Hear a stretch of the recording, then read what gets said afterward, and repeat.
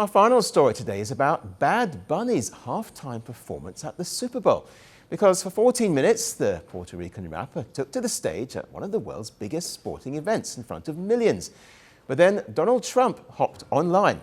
The president posted that the show was absolutely terrible and complained that nobody understands a word this guy is saying. Well, suddenly, the show became more than just entertainment. Here's our report. The loudest reaction to Super Bowl 60's halftime show did not come from the stadium. It came from Donald Trump's phone. As Puerto Rican global star Bad Bunny performed a Spanish-language set in Cary, the U.S. president posted on Truth Social, calling it absolutely terrible and a slap in the face to the country.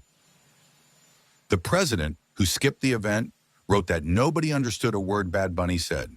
He also criticized the choreography as inappropriate for children. The president also used the moment to again criticize the NFL's new kickoff rule. Trump, however, was hardly a solo act.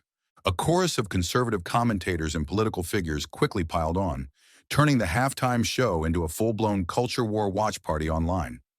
Some argued the language and tone didn't reflect what they called traditional American culture.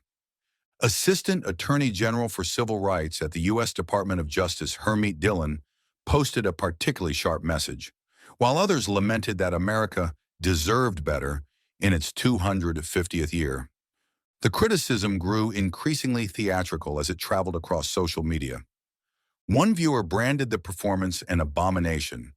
Another insisted the Super Bowl, the most American moment on TV, should be entirely in English. For roughly 13 to 14 minutes, Bad Bunny delivered one of the most culturally specific productions the Super Bowl has hosted. The set leaned heavily into Puerto Rican imagery. Appearances from Ricky Martin and Lady Gaga, alongside cameos from Cardi B, Pedro Pascal, Karol G, and Jessica Alba set the tone perfectly. Bad Bunny saved his most deliberate statement for the finale.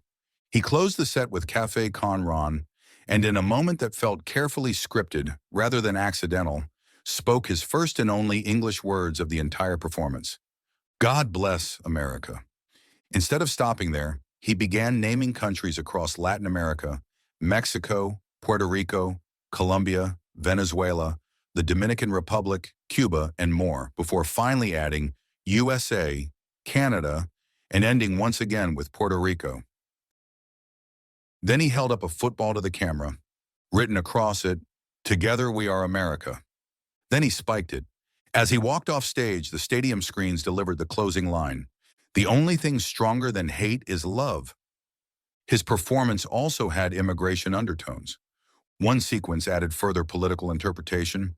One act in his set included a child receiving a Grammy trophy, which online viewers speculated referenced a widely reported immigration detention case involving a 5-year-old boy who was held at a Texas detention center.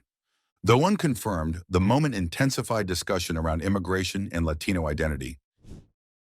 By the end of the night, the football score mattered less than the cultural divide the performance exposed. The show itself never mentioned politics. But Trump's live criticism, combined with the symbolism embedded in the performance, turned 14 minutes of music into a national conversation about language, immigration, and identity. In other words, the halftime show didn't enter politics. Politics entered the halftime show.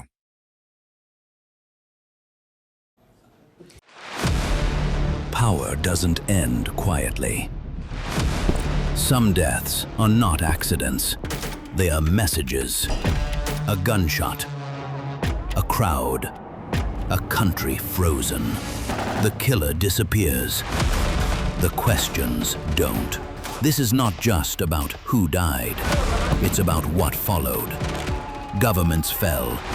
Armies moved. History rewrote itself. 5 leaders. 5 moments. One pattern. The assassination.